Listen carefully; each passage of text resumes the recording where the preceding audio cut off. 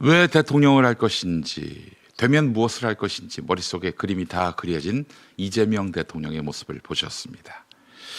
요즘 정치권에서 묘한 말 하나가 회자됩니다. 지령이 안 먹힌다. 이 북한 이야기가 아닙니다. 김어준 씨를 둘러싼 정치권 풍경을 두고 나오는 말입니다. 비단 김어준 씨만이 아니죠. 유시민 작가 역시 그의 지령이 안 먹힌다라는 말을 듣고 있습니다. 한때 김어준, 유시민의 발언은 민주당 핵심 지지층의 움직임을 좌우했고 정치인들의 태도와 메시지까지 바꾼다고 평가받았습니다. 실제로 국회의원들이 아침마다 김어준 방송에 출연하기 위해 줄을 섰고 정치 현안의 방향이 유튜브 스튜디오에서 먼저 정리된다는 말까지 나왔습니다. 와, 이 말은 말이죠. 수십 년 전 조선일보의 일이기도 했습니다.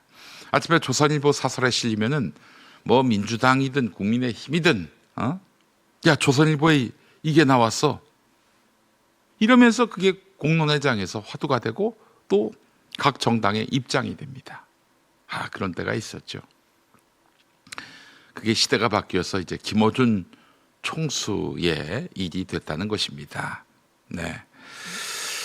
자, 여러분, 호출 정치란 말 들어보셨습니까? 제가 지은 말입니다. 오늘 아침에 만든 말이에요. 정치권이 국민이 아니라 스피커에 의해서 불려 나오는 정치. 제가 호출 정치라고 이름 붙여봤습니다. 돌이켜 보면 이런 현상은 어제 오늘 일이 아닙니다. 노무현 전 대통령 서거 이후 정치와 거리를 두고 있던 문재인 전 대통령 역시 김어준의 호출 속에서 정치 전면에 등장했습니다. 당시 강력한 영향력을 가졌던 김어준 총수, 나는 꼼수다 때문에 말입니다. 당신이 나와야 한다. 이런 요청을 했습니다. 그걸 시대적 정서로 만들었어요. 결국 문재인의 정치 참여 결단은 집단적 요구 속에서 정치적 운명이 됐습니다. 얼마나 아름답습니까? 그때만 해도. 그렇잖아요. 정치에 무감했던 그런 사람이 대중의 호출을 받고 이렇게 나오게 됐다. 일종의 서사가 됐습니다. 그렇잖아요. 정치에 관심이 많고 정치에 욕망이 있는 사람을 다 쓰레기로 악마로 여겼던 시대에 문재인의 모습은 와, 정말 신의 강림이었습니다. 한마디로.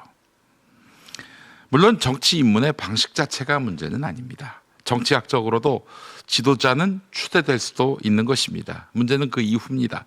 막스 베버는 정치인을 소명으로서의 정치를 수행하는 사람이라고 말했습니다. 누군가의 요청으로 무대에 설 수는 있지만 그 순간부터 권력은 자신의 책임이 돼야 합니다. 타인의 기대를 자신의 의지로 내면화하지 못하면 지도자는 결국 결단의 순간마다 흔들리게 됩니다. 문재인 정부에 대한 오늘의 평가 논쟁도 바로 이 지점에서 출발합니다. 정권은 윤석열에게 넘어갔지요.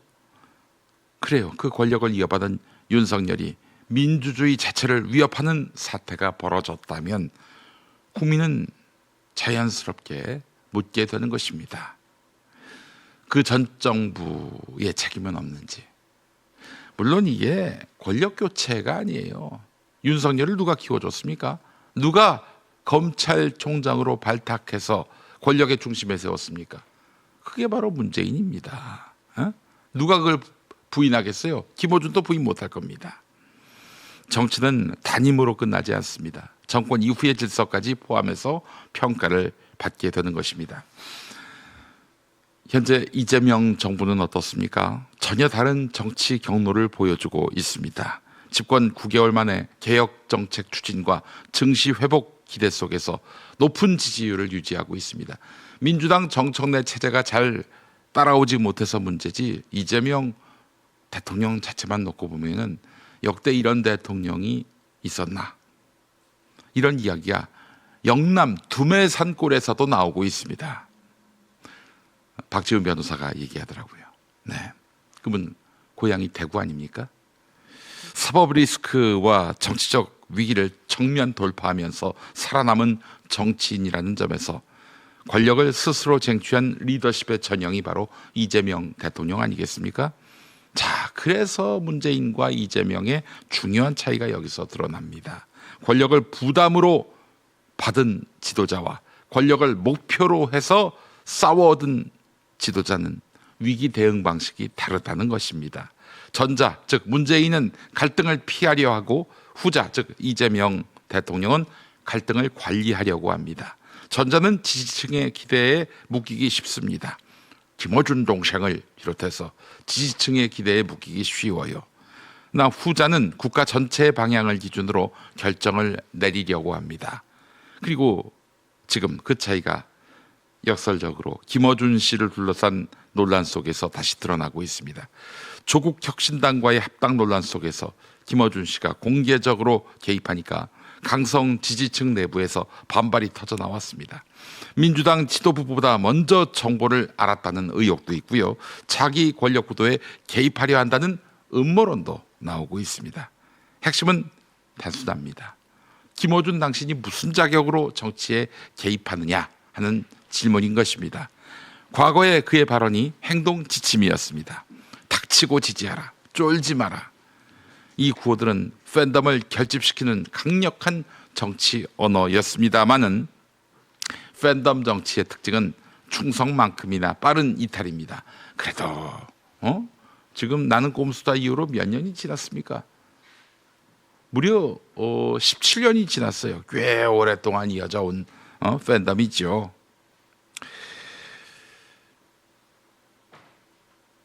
이제 민주주의에서 가장 위험한 구조는 선출되지 않은 권력이 선출 권력을 대신하려 한다는 점입니다. 영향력은 가질 수 있어도 책임은 지지 않는 것이 바로 스피커 권력입니다.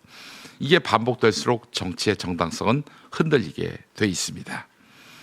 특히 지금처럼 차기 대권 주자 논의가 시작되는 시점에서 특정 인물을 메이킹하려는 시도는 더욱 위험합니다. 김어준, 유시민 듣고 있나? 대통령은 만들어지는 상품이 아니라 국민 앞에서 검증되는 공적 권력입니다.